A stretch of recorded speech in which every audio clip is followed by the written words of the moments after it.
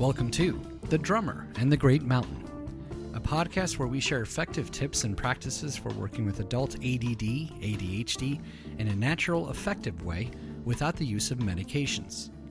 Each episode, join me, your host, Bahman Sarram, along with the author of The Drummer and the Great Mountain, Michael Joseph Ferguson. Join us for an interactive discussion of sharing our stories as we journey together in transforming what can be the gift of being what we call hunter types. This podcast is intended to be your audio companion to the book written by Michael, who joins me each episode where we both will strive to foster dialogue and give you our personal insights and share both of our experiences on the similar path that we are all on. Our intention and hope is that along with the book, this podcast gives you an additional perspective as you listen to us delve deeper into each chapter of the book to give you even more tools to go along with what it is that you are reading. Visit us at drummerandthegreatmountain.com to purchase the book. Look for more tools, tips, and updates, as well as giving us feedback on this show. Join our growing global community of creative types, entrepreneurs, and out-of-the-box thinkers on this shared journey. Welcome to The Drummer and the Great Mountain podcast.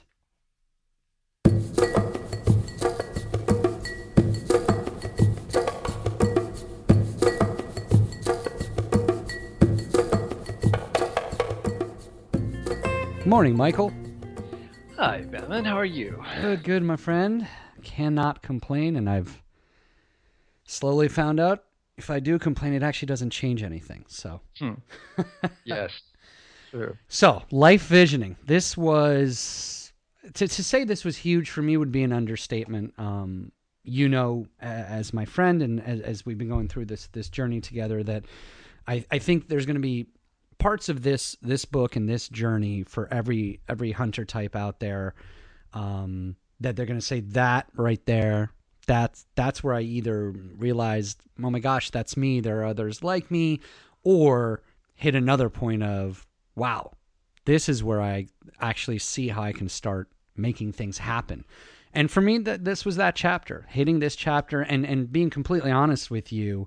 Having gotten into the self-realization stuff over the last, 10, 15 years, a lot of things kind of preach about envision your life. And, if you put it out there, that's when the universe kind of hears it and can deliver, and all that's good. And I've seen it work to a point, but I think there is no more powerful exercise for the hunter type than this life visioning process. And I'm still actually working through the first part of what we want to talk about today, and that's finding the fuel.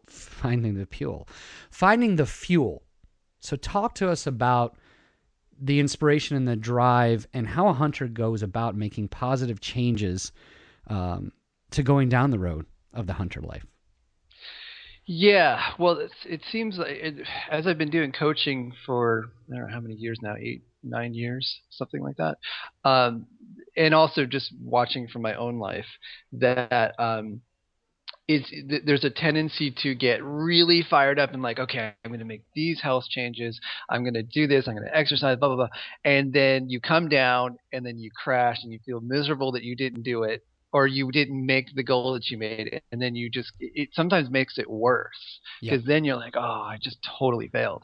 And so, and this is as I was starting to do coaching, I recognized the pattern in myself, and then it was really helpful to work with other people outside of myself and go, oh, okay, this actually works better than this, and this mindset helps better than this mindset. And so in future podcasts, we're going to talk about specifics on the health and dialing in your health and your exercise plan and your food, your nutrition plan, which are essential for us hunter types.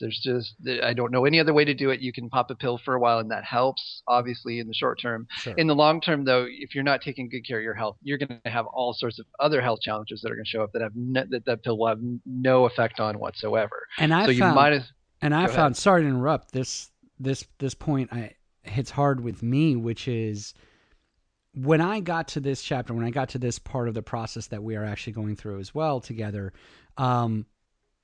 the life visioning is two paths and both of them are what you need to be successful as a hunter type. And it's the life visioning of how you see yourself health wise and making that happen. For me, it was putting on my vision board about 6-7 months ago when I had no other choice in my health but to take action. Putting up pictures of what you think you would look like as a healthy person, a healthy dad, and picturing. But then there's life visioning of what it is you want to do in this world. So it's you need the life visioning tool, which is what I feel like you give us in this book. You need that life vision tool both for health, then that becomes the foundation for like what is it you want to do 40 hours a week, right? Exactly. Yeah. So that's it. So there's many different areas of everyone's life that we look at and we try to focus on in terms of our health and wellness, our physical body, but also our work, our creative life, our relationships. So in going forward and making changes in your life and especially adapting your lifestyle to be more in tune with your natural rhythms and how you're wired, which is different than other people, um, it's helpful to make those changes based on like here's what I really want. So what I talk about in this chapter and what we're talking about now is inspiration as fuel. Is that so 100 types we tend to be more inspirationally driven than I think being more practically driven. There's other people that really understand practicality of life. They like, okay, I'm going to save this amount of money. I got this.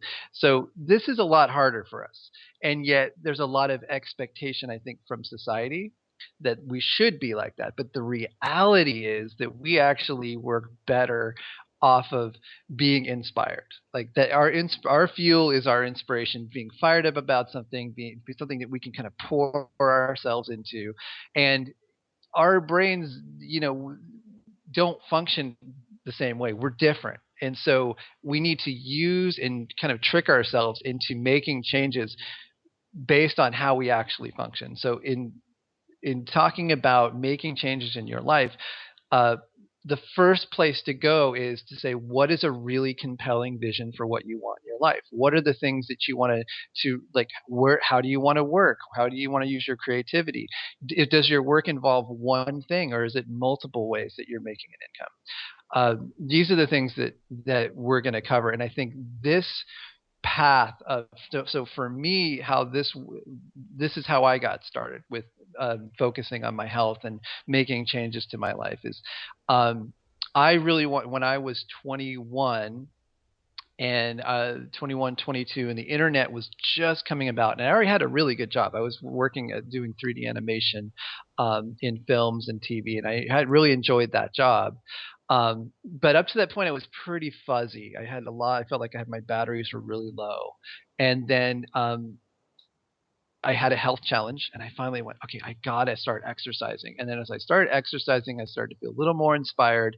And then I saw this new thing, the internet coming out, I'm like, I really want to start a company and do this and work on this, just seeing where this was going. And so that vision of like starting a successful company, utilizing my creative gifts, pulling people together, that became the inspiration to then, well, I realized, okay, well, if I can't, I have to be functioning at my highest level because I really want this. And so that kept me going. I started exercising, I started eating a lot better. And that was the catalyst then to maintain it. And I've been able to maintain it since then, off and on. And I've definitely backslid here and there. But overall, I have maintained a very healthy lifestyle since that point in my life. And it wasn't until later that I started to realize that I was unconsciously addressing my ADD challenges because I was able to be much more productive once I started being more attuned with my health and exercising and doing cardio.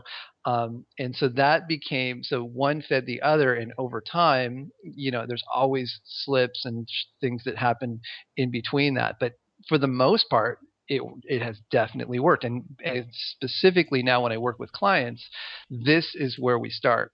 What do you want? What are your goals? What do you want to really accomplish? And you got to feel it. It's not something that you have to intellectualize and go, oh, well, I like this or I should do this, which is a terrible way to go about it. But like when you read a goal to yourself and you go, this is a goal, and you're like, oh, that's what I want to do, then that becomes the fuel for you then to make these positive changes in your life with your health and your well-being and how you interact with other people. These are the ways. This is the best way I found to actually get started on the journey. Well, it's good. It's good to. It's always good to hear how you went through this, and as and it's and that kind of sharing, kind of I hope does for people listening to this podcast what it does for me. The relation you can make, even if it's in different specific ways, on a level of empathy, and then realizing, wow, that's exactly how I feel. You said the words I just said earlier, which is you hit a place with health that you had no other choice but to start focusing on your health, and then the compelling vision came. Then that inspiration came, which was the internet, and so you went off and did that. And as you said, that inspiration as fuel can't be understated. And I feel like this is why artists, right? A lot of things on The Drummer in the Great Mountain and your website refer to why a lot of artists are ADD ADHD at a very intensive level, and very much hunter types. Well, that's because artists tend to be inspired, and like you said, inspired in spurts and spurts and spurts. Yeah. And that's kind of Yes. what makes an artist. The whole idea is to set yourself up for success and find that one compelling vision, which may, have a lot of branches to it, but that one Yes. compelling vision, and let that drive you towards getting there. And you can't get there without focusing on the health. So I think this Yeah. is also why going down the medicinal road can be kind of a trap, because and I think we've mentioned this before, it's what can cover up actually making a change in your life. And what you're talking about in this chapter is making a change in your life. And you even mention it, that change can be challenging, and Yes. it's easy to backslide. So I think you're giving us a heads up that this is a major shift, but in the end, I'm going through it right now. I can tell Yeah. you, it is the greatest, it'll be the most uncomfortable change you've ever made in your life. Well, just in talking with you and just having just done a coaching session with you before the call, I'm very inspired to hear how much progress you've made just in a few months. Oh, It's I just appreciate that. Well, amazing. it is, you mentioned it in here. I had a friend of mine who's into a lot of Buddhist paths, and he's been a friend of 22 years. And I have to tell you, because then I want to hear about the process at a high level. But he told me when I was going through the health challenge, he pulled out, as he always does, 22 years of this, pulled out an old Buddhist saying. He goes, I only have one piece of advice for you. Find your why. And apparently that's something from some Buddhist. Find your why. And Yeah. that wasn't that hard. It's called My Wife and My 2-year-old. Done. Yeah. Yeah. Done. That's it. That's my why. Yeah. Now it was time to execute. So I think That's these good. things are powerful things to tap into, and that's why you talk about the inspirations of fuel. That inspiration can be a lot of things. That inspiration can be imagine yourself successful in doing what you want to do, and Yeah. then who you're doing it for, the Yes. why. So That's talk, it. You know what? go That's ahead. really good. So let's go from there. So I Yeah, think find tell your us about why. find your why, and then how do you, at a high level, this is a good long chapter that gets into a lot of good meat. But tell Yeah. us today, describe the process at a high level. How do you get there? Yeah. Okay. So just going off of what you just said. So finding your why. I mean that's it. So going back, if you have to, like, if you're putting down goals and you're creating a vision for yourself, it's got to really hit your gut. It's got to be something where you go, this, regardless of what anyone wants me to do or what I should do, this is what I really want. Because ultimately, that's the energy necessary to make any big shifts in your life. So you have to be really, so first step I would say is to be very honest with yourself and start to extract those things that may not be authentically what you really want. And that's a journey into itself. And this is where journaling and things like that are very helpful in just getting clear, or talking to a friend, getting clear about what is it you actually want, and then being able to then capture that and repeat it to yourself, and so that you can keep coming back to it over and over and over again. And in this chapter in the book, we're not going to cover everything, obviously, on this podcast because there's a lot in there. There's specific exercises that walk you through how to do this. So if you're interested, it is in the book, so for you to explore and go through these exercises. In going through on a very high level of visioning, I think one of the things to think about in terms of work is, and this is something that I've explored. I encourage my clients to do this, that there's multiple ways that you can earn a living and be of service with the gifts and talents you have. And it's really, our society really focuses on, here's your career, here's your job, this is what you do. And this is becoming harder to do now because we just went through a pretty big recession, and even people who have really good degrees may or may not be getting good jobs. So it's helpful, and this is where hunter types thrive, is having entrepreneur.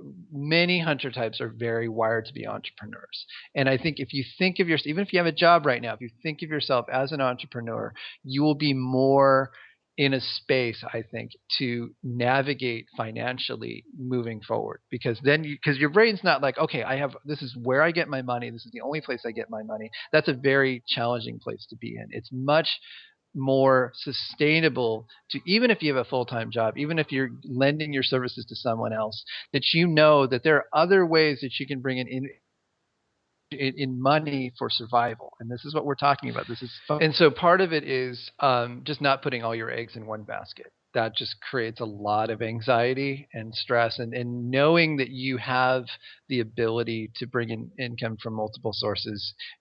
This is an exercise I give all my clients, and I think it's really helpful. Even if it's not something that you really enjoy your job and it's fine, just the knowledge that you can do it, it engages your creativity and it gives you a sense of freedom. And that, I think that's really important.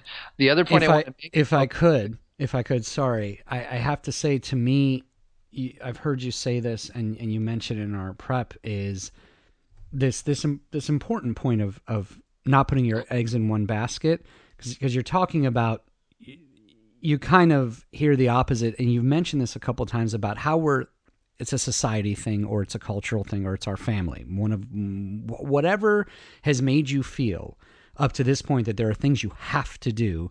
You graduate college, you get a job. I mean, in my parents' generation, it was, what do you mean you're switching jobs? I had a job for 40 years and then I retired. Well, like you said, things don't work like that anymore. Yes. People in my generation, when I graduated college, before I was 25, I had 4 different jobs, because there was the internet economy, and it was next higher paying job, and that's how it worked. We're different than our parents' generation. Long story short, don't put your eggs in one basket. You all mentioned nature thrives on diversity. Nature is abundant. And if you start seeing the world more like that, you can break out of the thinking that it's about one job and that's got to be the be-all, end-all. Exactly. And the one point I want to bring in here, and I did mention, I try in the book to mention a lot of the sources that led into the book. And one of them that has been extremely helpful to me in just shifting my perspective on how I design my own life is there's this design science called permaculture. Permaculture. And it's basically, this is the design science of creating sustainable ecosystems, meaning that a forest doesn't rely on humans to go in and truck in fertilizer and everything. It just sustains itself. It constantly regenerates and renews, and it does it on its own. And so a good system, meaning how you've designed your own life, is in a place where it sustains itself financially, relationship wise. You're getting needs met, and everything feeds one thing feeds another thing, feeds another thing, feeds another thing. And when you really get into a groove with your life, you can do this. And so as we're going into the visioning process, that's something to think about, is what we're talking about here is not like, okay, I just want to get a better job, or I just want to create more. It's about all of the interlocking pieces of your life: your health, relationships, travel, using your creative gifts. These are all pieces that then can be turned into habits that you have goals. These goals turn into smaller, shorter term goals, which turn into daily habits. This is nothing new. There's lots and lots of information in the world on visioning, but I want to, in terms of how we're going to talk about it, I want to encourage you to think about the visioning processes. This is how I create a life where everything fits together for my overall well-being, and not just one part of my life doing really well. I relate to that.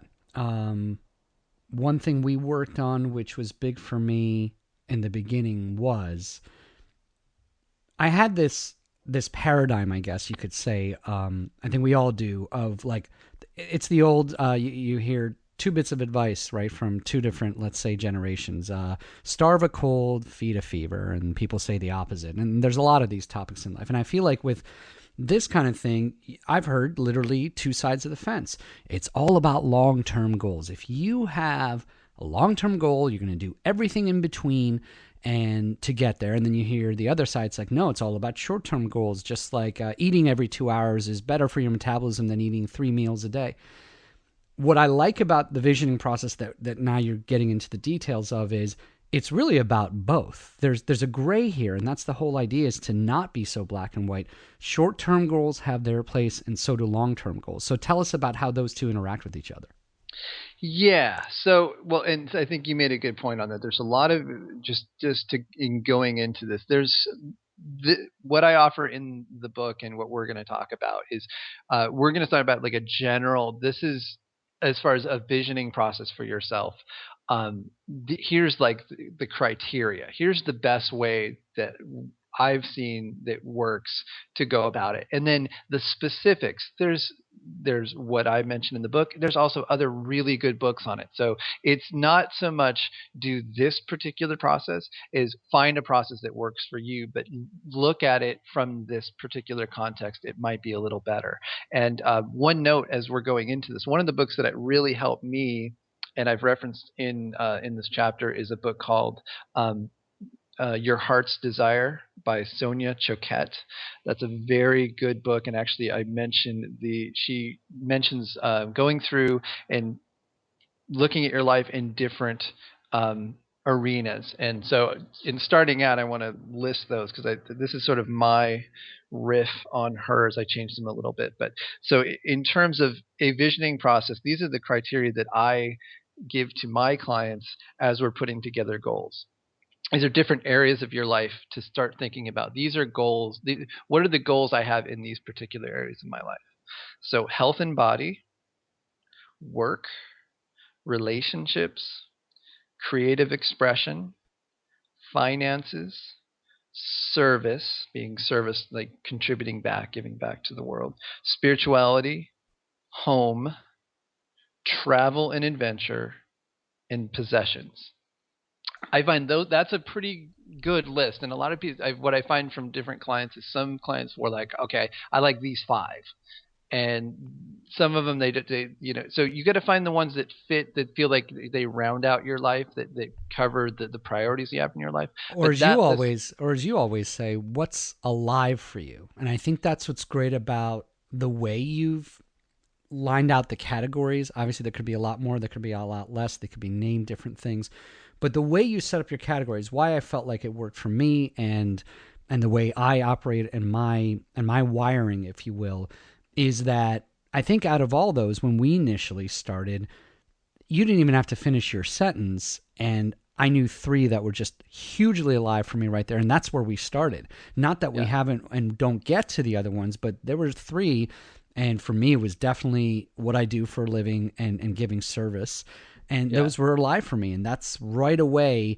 And then just, if I could circle back to the whole inspiration, that became my initial fuel, that inspiration to, wow, there might be a way for me to thrive in these categories. Yes, that's it. That's it. And you feel it in your gut. Like, I'm sure as people were listening to those different categories, one or a few of those jumped out like, and like there's some big needs that haven't been met in those particular arenas where they're like, okay, that's where I really want to focus. Okay, so now going into the visioning process, any visioning process that you have, whether it's what's covered in the book or anything else that you find, you should, one, think of it, this is your roadmap. This is, and it's going to be, it will constantly be evolving. It's a living document of what you're wanting to create with your life. So, as you mentioned, Bevan, that there's a tendency that some people have where like, okay, you're just going to have your long-term goals. They don't change, and you're just pushing and pushing towards those until you get to them. I don't find that sustainable, and I don't find that really works with a lot of hunter types. There may be one or two really strong goals where they fit into that category, but a lot of the time it's constantly evolving and changing, and you're adjusting. So knowing that you can have this process in place and not feel like you're locked into it will give it the life it needs to be a part of your life. Because what's most important is that you're continually going back to your vision, refining it, adjusting it, keeping that process alive versus constantly keeping to the goals that you have, not adjusting them at all. Well, and also the long-term, short-term goal thing, it's ironic. I kind of chuckle every time I hear this. The very essence of being a hunter is that you have a challenge. One of your challenges is like focusing on something for a very long time. That's your makeup. That's who you are. Yeah. The transforming part of this process is the interesting part to me, because again, there's no black and white. We're not saying you're a hunter type, you can't have long-term goals. What you talk about is we're going to set up the long-term goals now, because you're a hunter type, have little blips on the radar, these short-term goals for each long-term goal. So that's how you're leveraging being a hunter. That's it. And so in going through, and so in terms of a process that I find works for myself and other people, and it's perennial, this has been, many people use this, is you start with long-term goals. And it's helpful to think of them in terms of the different arenas that I just mentioned, in terms of finances, health and body, things like that. From those long-term goals, you make a list of short-term goals. You take one big goal and you're like, okay, what are the steps that I need to make that particular goal happen? And those become your short-term goals. From those short-term goals, turn into specific action items that you would put on an action item list that you track. As you go through your week, month, you have your action item list that this is your activity list. This is what you put. So from there, those actions, and this is a key piece that some people neglect, is those actions, as many of those action items as you can, put them in time, meaning put them on your calendar, turn them into habits, and schedule them. That's sort of the winning combination. So long-term goals, short-term goals, goals turn into action items, actions turn into being placed on your schedule in time with reminders. And this is where phone reminders, using a digital calendar is very helpful in this, because you can set up reminders and repeat reminders for yourself on action items that you want to achieve throughout the week. And it's the difference between having like a physical planner, which is great, and I've used them for a long time, but it doesn't tap you on the shoulder and go, oh, don't forget to do this. Right. And so that in itself is a winning, like however you do it, those are the components of any good visioning process. And my post-game analysis on that point is, it's so funny. I keep coming back to it. This is the realization I keep having, and going back up to the top and then looking down on everything, looking down on the world, the high level view, which is, for me, that was huge. So you talk about the goals, you talk about, okay, now how do we actually turn the goals into actions? And now you're talking about the actions.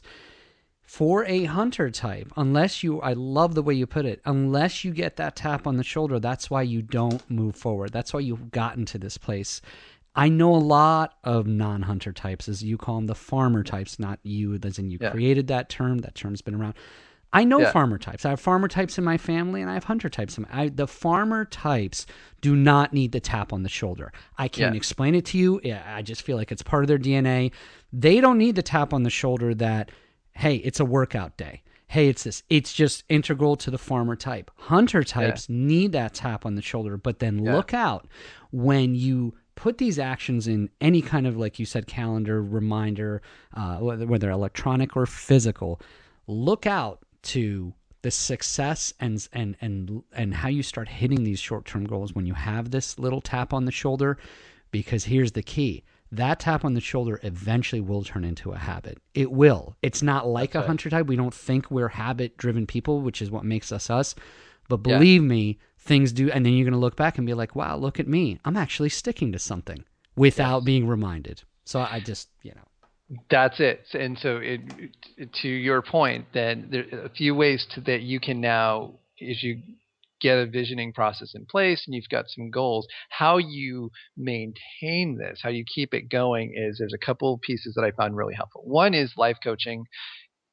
I can't stress enough how helpful it is. There's many people in the ADD ADHD community that have really pushed life coaching, and I think it's so extremely helpful. And in the book, and we're going to cover this in later podcasts, I've mapped out specifically the life coaching process that I use. That can be used as a peer-to-peer life coaching process, meaning if you can't afford a life coach, then in that chapter in the book, and then also we'll be covering it in the podcast, I map out here's how you could do this with just a friend, with someone else, where you schedule time once a week, once every couple of weeks, where you sit down and you cover your goals, you cover all the pieces that we just discussed, so that you're reminding yourself of, you're taking a step back from your life and you're saying, here's my vision, here's what I want to do. And what I found is, over anything else, that process is the most effective, bar none. well, If you it can check brings, in with someone on a regular basis, yes. you can definitely make a lot of traction in a short period of time. Well, that, I have, a lot of my friends, I'm starting to hear, maybe it's what happens when you turn 40 and people tap into different ways to have move forward in life and accomplish things, which makes us all feel good. It's called having an accountability partner is really what it is. And I really, that's one thing I appreciate about the way you come at it is, you're a life coach, this is what you do. But if people might not be able to necessarily afford that, there is still a way. And that's what this book offers. And that's what I loved about it is, this is also your way of giving back. You're giving ways people can still do this without someone. And it can be as simple as an accountability partner. And I know it sounds like the start of a joke, but that could be your partner in life. That could be your wife. That could be your husband. One thing you talk about later in the book, and we talked about it when we started out this podcast, is a support system. So remember, if you're at this point in quote unquote chapter 6 of this journey, and you've done so far what has been recommended, which is make sure you have a support system. We've alluded to this a lot. You cannot succeed on this journey without a support system, and you certainly can't succeed without the inverse, which is people who pull you into bad habits and people who pull you into. So if you have a support system, this process, which again is referred to in the book, that accountability partner can really be anyone, as long as they're invested as much as you are, I guess is what I want to say. Yes, that's it. That's it. I think you having support is essential, and I also will note that it doesn't mean it doesn't have to be a huge, like 10, 12 people. It could just be one person. And I know in the past, that's been it for me. I've seen with other clients. So it's like there's always going to be people in your life that will pull you down. That's just life. You try to minimize that as much as possible. And then the other piece I would mention is that if the more you can hold, like as hunter types, the tendency is to go full on and sometimes burn out. And so my kind of giving the audience a homework assignment for the week, I would say, if this resonates with you, start thinking about what are the different goals that I have in my life right now. Start writing them down, start mapping out what are the short-term goals, what are the action items that I can take. If that feels good to you, start the process, knowing that it's going to be one step in the process. It doesn't have to be perfect, and it could just be you wrote one thing down this week, but at least you took some action towards this. And just that one little action may turn into a couple actions, may turn into, okay, now I'm doing this once a month. Oh, okay, I forgot. I'm going to come. You just keep coming back over and over and over again. And if you keep to the process versus feeling like I have to get it right, then you're going to have a much higher success rate, because you're holding it in a way where you recognize it's part of this lifelong process that you're on. And you may be really inspired to just dive in and write a bunch of things. I mean, that happens a lot of times. And if You that's you the may case, wind up writing a book about ADHD. exactly, exactly. So if that's the case, if you really burn on it, then it's also really important to recognize that to not try to do it all in one shot. Like Mm-hmm. prioritize, pick the places where you know you have to focus the most, Mm-hmm. and then over time spread it out so that you know that you can address all these other areas as well, so that you're not just burning on it and then setting yourself up for failure, which is that you've put too many things on the calendar, too many really big challenges, and then you don't hit any of them. So pick the ones that you know you can hit as far as goals and action items to meet, that really meet some deep needs in your life. Celebrate the wins, and as you move on, start to refine it over and over. And again, just to give a plug for the book, I feel like the process in the book is really good. The book, we haven't really kind of done a plug on it, but I would like to share that it took me 4 years to write it. I put a lot of energy and time into it. It is an easy read. It is large print. It's a book that you can keep by your bedside, and to me, it's the information that I wish I had when I was like 20 years old. And so it's very gratifying to hear that a lot of you have bought the book. You're getting a lot out of it, and a $20 investment is a small investment. It's a large book. It's like 465 pages. It's a reference book for who we are and how we function. And I'm only saying that because I know it's really great when I sell books, but it's more importantly, it's great when we get feedback that it's really helping other people. And we've already started to get feedback on the podcast. So I just want to extend that out to you. It really is a resource that I feel could potentially make huge changes in your life. And if nothing else, it's an investment that you make in yourself. Well said. I mean, I can't. We'll wrap up today, and we knew this would happen in our show prep. So what we're going to do is stay tuned absolutely next week, because we're going to stay with chapter 6. We felt that chapter 6 was kind of such a big thing. It's a long chapter, but there's also a lot in there. So we are going to split this up. We've covered today getting into the visioning process and finding the fuel, what it means, the process at a high level. We've talked about long-term, short-term goals, but in the next podcast now, we're going to stay with this. We're going to stay with this energy and get into, Michael, a discussion of reimagining how you make your money. Because if you do all these things and the visioning process is happening, now it's time to really get down to the thing that's going to make you thrive as a hunter. So we're going to cover that in the next podcast. Like we've said in our show prep, we didn't want to fit too much in here. But I can't reemphasize, more importantly, what you said. This podcast is an accompaniment to the book. They go together. That's our goal. This is our service. This is our way of giving back. So I can't emphasize enough what you said. The book is necessary. I mean, just in this chapter alone, the reason it's a long chapter is each of the vision processing steps is lined out for you. So as you sit down, and I love what you did, Michael, with the homework assignment. I think this could be a great pattern for the people we've gotten feedback. I think part of why they like the podcast is it gives them a direction as they're reading through the book.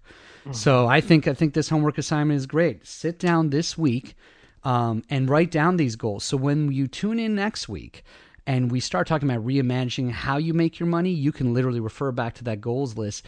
And trust me, next week then you will be able to start to see the actions you need to take in order to reimagine your money.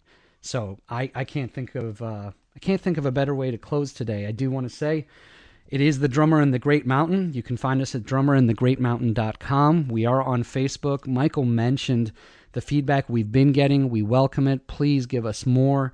If you want to share with us where you are on the journey of being a hunter, contact us, come on the show, write us. We welcome it all on drummerinthegreatmountain.com, on the Facebook site, and this journey continues, and it's a joy for me to share it with you, Michael, and thank you for all that you do, and thank you for all the great insight once again. Thank you so much. I really enjoyed myself. Thanks so much. I really appreciate your aliveness and just interacting with all the material in a way that it connects with all of the other things that we're doing in the coaching process. And all your inputs have been really, really, I'm sure, extremely helpful to other people. And I really enjoyed your feedback. Thank you, Michael. My friend, we will talk next week about reimagining how you make your money on the Drummer and the Great Mountain podcast. Until next time, be well and be in health.